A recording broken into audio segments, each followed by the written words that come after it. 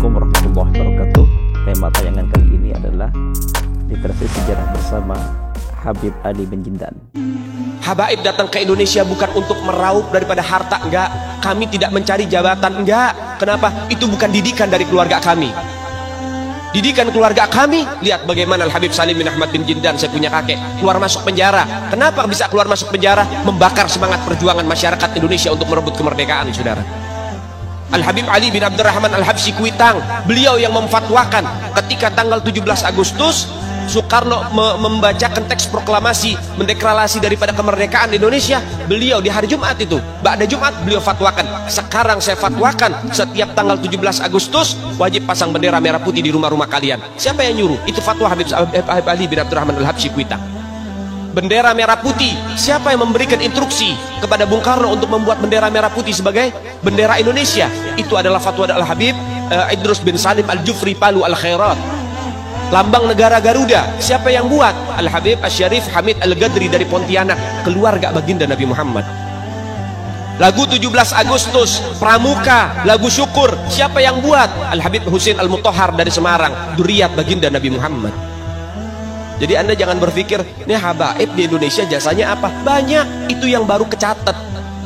Itu yang baru ketahuan. Masih banyak lagi daripada keluarga Nabi Muhammad yang tidak mau masuk buku karena perjuangannya ikhlas karena Allah dan Rasul. Banyak, saudara. Siapa Imam Bonjol? Semua pasti bilang pahlawan. Betul apa enggak? Imam Bonjol pahlawan Indonesia bukan? Pahlawan nasional bukan? Sekarang siapa namanya Imam Bonjol?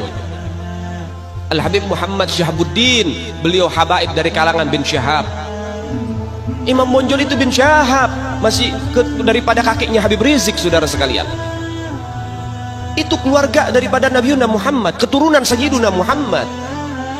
Banyak lagi dari kalangan para dzurriyyat Nabiuna Muhammad sallallahu alaihi wasallam yang jasanya besar di Indonesia, tapi kita nggak ada yang tahu. Kenapa?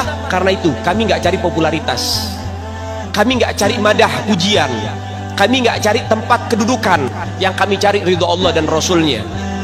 Sehingga hal ini perlu diungkap, saudara sekalian. Bagaimana keluarga Nabi Muhammad jasanya besar, dan umat ini harus dihubungkan kembali dan dieratkan kembali kepada keluarga baginda Nabi Muhammad. Ini akhir zaman, kita semua ngelihat kok bagaimana gencar-gencarnya di media sosial apa upaya untuk supaya memisahkan umat Islam dengan keluarga baginda Nabi Muhammad.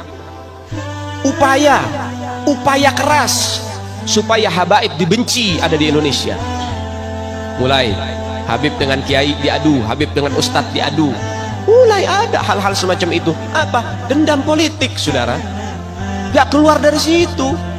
Karena dendamnya kepada Habib Rizik sehingga akhirnya demikian. Habib Rizik itu siapa? Keluarga Nabi Muhammad, keturunan Nabi Muhammad, cucunya Nabi Muhammad. Beliau bukan penjahat kok, bukan koruptor. Beliau nggak pernah bawa lari uang rakyat. Beliau nggak pernah ngerugiin negara. Beliau tidak pernah mencemarkan nama baik negara. Beliau itu bukan penjahat, saudara. Bukan penjahat. Apa masalahnya dia? Sehingga dicecar sedemikian rupa. Cuman masalah prokes doang, 4 tahun, saudara. Berapa banyak di luar sana pejabat, aparat, bahkan rakyat yang melanggar prokes gak ada yang ditahan. Kenapa cuman Habib Rizik yang ditahan? Ini upaya untuk supaya umat Islam benci terhadap keluarga baginda Nabi Muhammad. Hati-hati, saudara sekalian. Nabi bilang, man mata ala bugdi ahlul bait mata yahudian atau nasranian. Siapa orang yang mati membawa benci kepada keluarga baginda Nabi Muhammad, dipastikan mati dalam keadaan Yahudi ataupun Nasrani, atau dalam bahasa daripada sederhananya mati dalam keadaan murtad. Sahabat tanya, wa in sama wa shalla ya Rasulullah, walaupun orang itu puasa, walaupun orang itu sholat, apa tetap hitung mati murtad? Apa kata Nabi? Wa in shamma wa shalla, walaupun orang itu puasa, walaupun orang itu sholat, kalau dia mati bawa benci kepada keluarga Nabi Muhammad, dipastikan mati dalam keadaan murtad. Ini Nabi yang punya mau, bukan kita habaib. Dan seharusnya yang membahas masalah fadailul ahlul bait, keutamaan para habaib, bukan dari mulut saya, bukan dari mulut Habib Khalid wala Habib yang lain, bukan, tapi daripada mulut para guru-guru kita. Mereka yang lebih punya kewajiban untuk membahas masalah ini ke umat, saudara. Kenapa? Supaya tidak ada fitnah.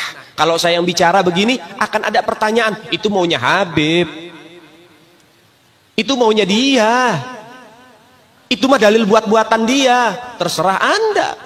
Terima kasih atas perhatian Anda. dan jangan lupa dukungan Anda atas channel Mustafa ini. Akhirnya, wabillahi taufiq wal hidayah. Wassalamualaikum warahmatullahi wabarakatuh.